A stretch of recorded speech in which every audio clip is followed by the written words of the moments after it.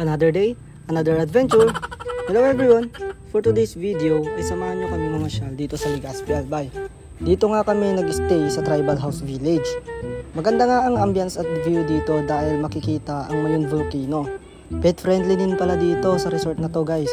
Meron nga silang iba't ibang klaseng tulugan dito tulad ng Cabana Bungalow, Triangle Hut, Loft Style Cabana, Modern Cabana Bungalow at Family Room. Meron din pala sila ditong bonfire and swimming pool guys. Kahit sa gabi pwede ka pa rin mag-swimming dito dahil may ilaw ang pool. Maganda nga din ang garden dito guys. May restaurant din dyan sa loob, kung gusto nyo kumain ay makakakain agad kayo. Hindi nyo na kailangan lumabas. Buti na lang nakapagpahinga din dito ng maayos kahit papano dahil sobrang pagod sa biyahe that day. Sa Triangle Hut nga kami dyan natulog guys, tapos yung family ni wifey sa Loft Style Cabana.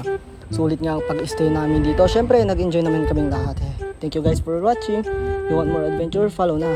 God bless everyone. Peace!